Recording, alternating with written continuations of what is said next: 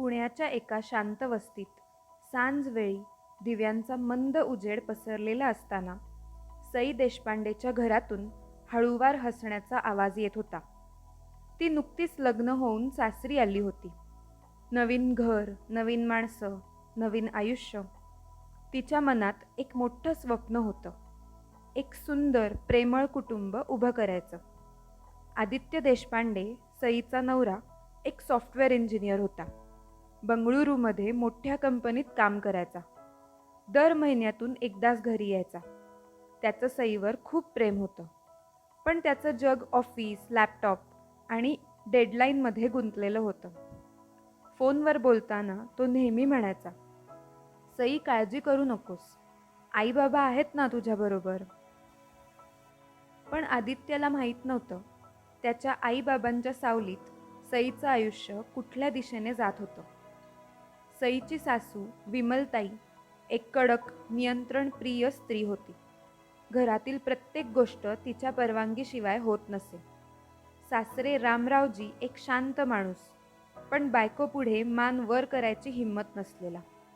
आणि नणंद मेघा दिल्लीत नोकरी करायची, पण घरी आली की घरात एक वेगळाच वारा यायचा.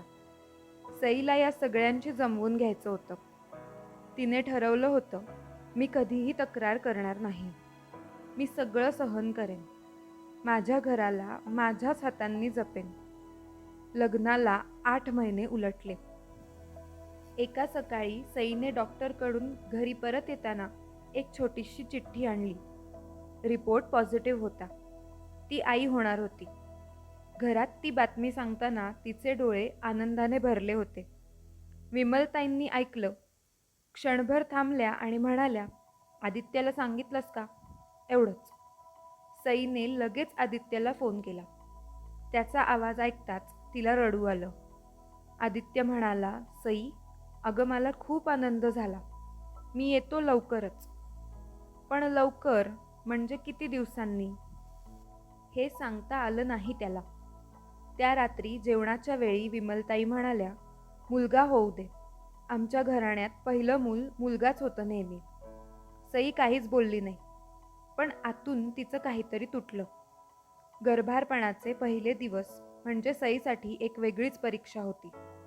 उलटी, थकवा, चक्कर या सगळ्यात ती सकाळी लवकर उठून स्वयंपाक करायची. कारण विमलताई म्हणायच्या, "आमच्या घरात कोणाला गर्भारपणाचं निमित्त करून आराम नाही." 3ऱ्या महिन्यात एक घटना घडली, जी सईच्या मनावर कायमची कोरली गेली. त्या दिवशी सई जिन्यावरून उतरताना तिला चक्कर आली. ती भिंतीला धरून बसली. विमलताई तिथेच उभ्या होत्या. त्यांनी मदत करण्याऐवजी त्या म्हणाल्या, "आता नाटकं नको. चहा ठेवायचाय की नाही?" सई उठली. थरथरत्या पायांनी स्वयंपाकघरात गेली. तिने चहा ठेवला. चहा गाळताना एक थेंब डोळ्यातून ओघळला, पण तो ओघळू दिला नाही तिने. गिळला आतमध्येच. आदित्यशी फोनवर बोलताना सई नेहमी म्हणायची, "सगळं ठीक आहे." कारण तिला माहीत होतं, जर आदित्याला सांगितलं तर आई मुलात वाद होईल. आदित्याचं मन दुखेल आणि नोकरी सोडून यायची परिस्थिती नव्हती त्याची. मेघा, नणंद, दर महिन्याला एकदा यायची. येताना एक विचित्र वातावरण घेऊन यायची. ती सईशी थेट बोलत नसे, पण आईशी हळूच काहीतरी सांगायची. आणि मग विमलताई जास्तच कडक व्हायच्या. एकदा मेघा म्हणाली, "आई, हिने माहेरून काही आणलं नाही गर्भारपणात. आपलं इतकं करायचं आणि इकडून काहीच नाही." सईने ते ऐकलं. मनाशी म्हणाली, "माझे आईबाबा गरीब आहेत." पण प्रेमात गरीब राहिली, तरी बोलली नाही, गप्प राहिली. 5व्या महिन्यात एक रात्री सईला अचानक खूप वेदना झाल्या. पोटात तीव्र कळ आली. ती उठली अंधारात आणि विमलताईंच्या खोलीचा दरवाजा ठोठावला. आतून आवाज आला, "काय आहे रात्री बेरात्री?" "आई, खूप दुखतंय. डॉक्टरकडे जायला हवं." थोडा वेळ शांतता. मग दरवाजा उघडला.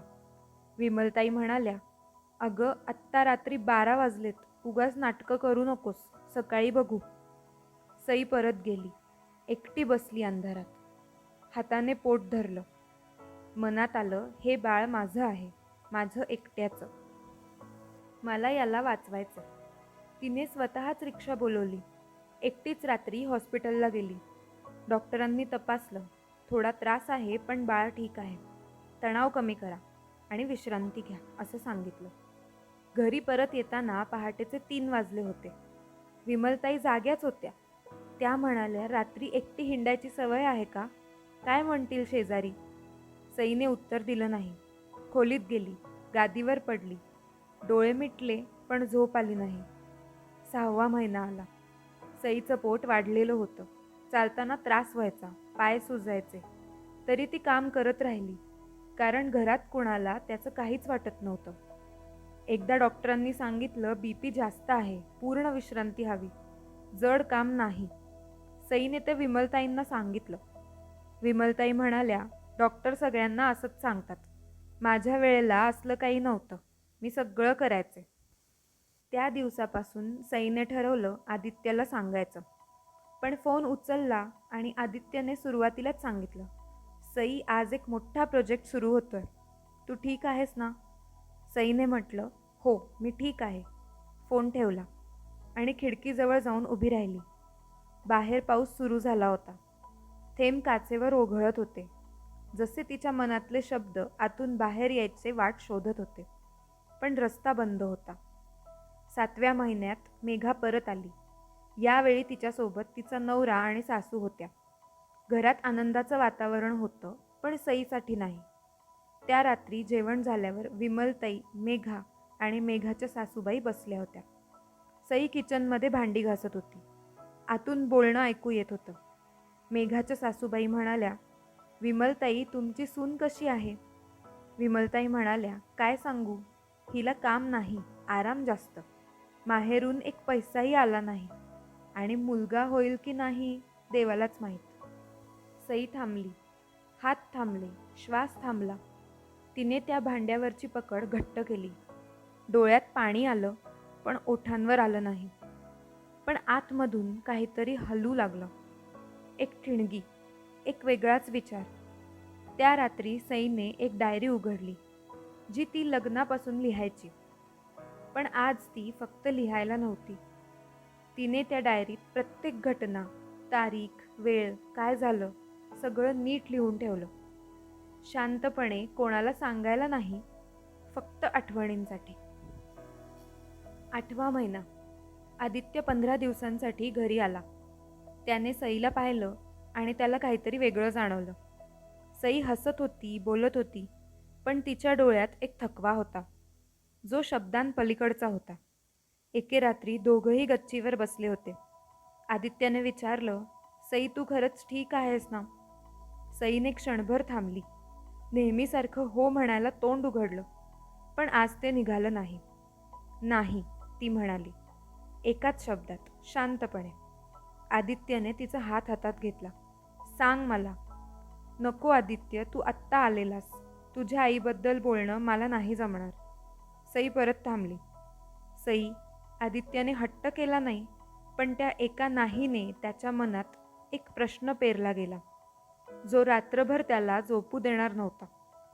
दुसऱ्या दिवशी आदित्य घरात वावरताना लक्ष ठेवू लागला. छोट्या छोट्या गोष्टी जाणवू लागल्या. विमलताई सईशी कसं बोलतात, कामाचं किती ओझं आहे, सई कशी थकलेली दिसते दुपारी. एके दुपारी आदित्य झोपल्याचं नाटक करत होता. विमलताई सईला म्हणाल्या, अगं, जेवण झालं तर उरलेल्या भाज्यांचं काय करायचं ते बघ, आणि रात्रीचा स्वयंपाक तू करणार आहेस. मला जायचंय मंदिरात. सई 9 महिन्यांची गर्भवती उठली आणि गेली स्वयंपाकघरात. आदित्यने हे पाहिलं. त्याचं हृदय जड झालं. संध्याकाळी त्याने शेजारच्या काकूंशी बोलताना विचारलं, काकू, सई कशी वाटते तुम्हाला? काकू थांबल्या. मग म्हणाल्या, आदित्य, ती मुलगी खूप सहन करते. आम्ही पाहतो, पण काय बोलणार. आदित्यच्या पोटात एक गोळा आला. त्या रात्री तो सईच्या खोलीत गेला. सई डायरी बंद करत होती. त्याने विचारलं, ती डायरी दाखवशील का मला? सई गप्प राहिली. मग म्हणाली, आदित्य, यात खूप काही आहे. तू वाचलंस तर तुला त्रास होईल. तुला त्रास झाला तर मलाही झाला पाहिजे. आदित्य ठामपणे म्हणाला. सईने डायरी दिली. आदित्य वाचत राहिला. तास उलटला. 2 तास. त्याच्या चेहऱ्यावरचे भाव बदलत होते. आश्चर्य, दुःख, राग, अपराधीपण. रात्री जेवण उगेली. सई झोपली. आदित्य अजून वाचत होता. डायरीत एक पान होतं, ज्या रात्री सई एकटी रात्री 12 वाजता हॉस्पिटलला गेली होती. त्या पानावर एकच वाक्य होतं. आज बाळ माझ्या पोटात जगतंय. मी एकटी आहे, पण एकटी नाही, कारण हे बाळ माझ्यासोबत आहे. आदित्यच्या डोळ्यातून अश्रू आले. तो हे लपवू शकला नाही. त्याला आठवलं, त्या रात्री सईने त्याला फोन केला होता. त्याने उचलला नव्हता कारण मीटिंग होती. त्याने नंतर मेसेज केला होता, सई बिझी होतो, सकाळी बोलू. आणि सई म्हणाली होती, ठीक आहे. आदित्यला त्या क्षणी समजलं, ठीक आहे म्हणजे ठीक नसतं. दुसऱ्या दिवशी सकाळी आदित्य लवकर उठला. शांतपणे चहा केला. विमलताई आल्या. त्याने त्यांना बसायला सांगितलं. आई, मला तुमच्याशी बोलायचंय. त्याचा आवाज शांत होता, पण त्यात एक वेगळाच ठामपणा होता. विमलताई बसल्या. काय झालं? आदित्यने डायरी टेबलावर ठेवली. हे वाचलत का? विमलताई म्हणाल्या, हे काय आहे? सईने लिहिलंय. गेल्या 8 महिन्यात जे घडलं ते सगळं. आदित्यने एक पान उघडलं. रात्री 12 वाजता हॉस्पिटलचं पान. आई, ती रात्री एकटी हॉस्पिटलला गेली होती. तुम्ही दरवाजा उघडला नाही. BP जास्त होतं तिचं. बाळाला धोका होता. विमलताई म्हणाल्या, अरे ती नाटकी आहे. आई, आदित्यने थांबवलं. आवाज वाढवला नाही, पण एक शब्दात सगळं सांगितलं. मला माफ करा, पण आता एक गोष्ट सांगतो. सई या घरात राहील माझ्यासोबत. तिला आराम मिळेल, तिला मान मिळेल, आणि जर यापुढे तिला एकही त्रास झाला तर मी आणि सई वेगळं राहायला जाऊ. तुमचं घर आहे, तुमचा अधिकार आहे, पण माझ्या बायकोचा आणि माझ्या बाळाचा जीव माझ्यासाठी सगळ्यात महत्त्वाचा आहे. घरात शांतता पसरली. विमलताईंनी काहीच उत्तर दिलं नाही. उठल्या, खोलीत गेल्या. दुपारी सई उठली. आदित्य तिच्याजवळ बसला होता. त्याने सांगितलं नाही की काय झालं. फक्त म्हणाला, सई, आज तू आराम कर, मी स्वयंपाक करतो. सईने त्याच्याकडे पाहिलं. आदित्य, तू डायरी वाचलीस का? हो. मग काय, माझी बायको एकटी लढत होती आणि मला कळलंच नाही. हे माझं अपयश आहे. सई, तुझं नाही. सईच्या डोळ्यात पाणी आलं.